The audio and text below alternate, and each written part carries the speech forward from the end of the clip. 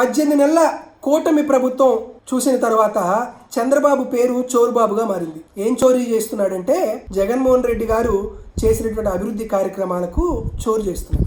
తాజాగా భోగాపురం ఎయిర్పోర్ట్ కూడా నేనే తీసుకొచ్చానని సంకలు గుద్దుకుంటున్నాడు చంద్రబాబు నాయుడు గారు.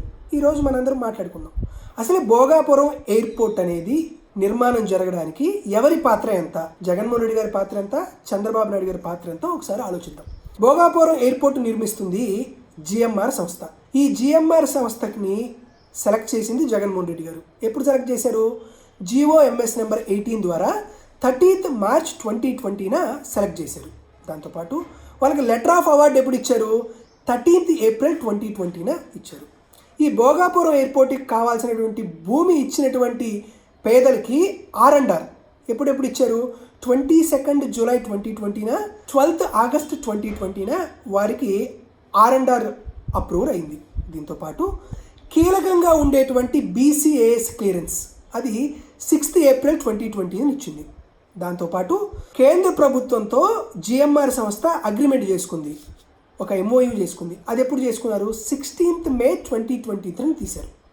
దీనికి సంబంధించినటువంటి మొత్తం ల్యాండ్, భోగాపురంకి సంబంధించి ఎయిర్పోర్ట్కి సంబంధించినటువంటి మొత్తం ల్యాండ్ ప్రొక్యూర్మెంట్ 2203 ఎకరాలు. ఈ 2203 ఎకరాలు ప్రొక్యూర్మెంట్ చేసి ఆ భూములు ఇచ్చినటువంటి నిరుపేదలందరికీ ఇల్లు కట్టించి వారందరికీ కాంపన్సేషన్ ఇచ్చి మొత్తం APADSL దగ్గరికి ఆ ల్యాండ్ అంతా ప్రొక్యూర్ చేసింది 26th May 2023. ఇవన్నీ జరిగిన తర్వాత రైట్ ఆఫ్ వే ROW ఇచ్చింది 31st October 2023. ఇవన్నీ చేసిన తర్వాత జగన్మోహన్ రెడ్డి గారు 3rd May 2023 లేయింగ్ ఫౌండేషన్ వేశారు. దాని తర్వాత వర్క్ స్టార్ట్ అయింది 1st November 2023. ఇవన్నీ జరిగిన తర్వాత జగన్మోహన్ రెడ్డి గారి యొక్క విజన్తో GMR సంస్థ భోగాపురం ఎయిర్పోర్ట్కి సంబంధించి మొదటి ట్రయల్ రన్ ఈరోజు January 4, 2026 జరుగుతుంది.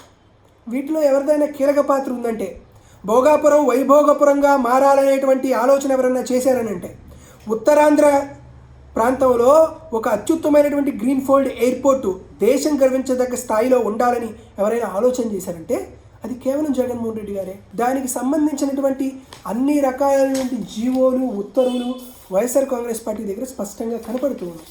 కాబట్టి ఇక్కడైనా చంద్రబాబు నాయుడు గారు ఇటువంటి చోరీ యాత్రలు చేయకుండా జగన్మోహన్ రెడ్డి గారు చేసినటువంటి ఈ అత్యుత్తమైనటువంటి కార్యక్రమాలను గుర్తించి జగన్మోహన్ రెడ్డి గారి గొప్పతనం ఏంటో ప్రజలందరికీ మీరే తెలియజేస్తే మీరు చేసేటువంటి చోరీలకి కాస్తైనా పాప పరిహారం జరుగుతుందని మాత్రం చెప్పగలుగుతున్నాం.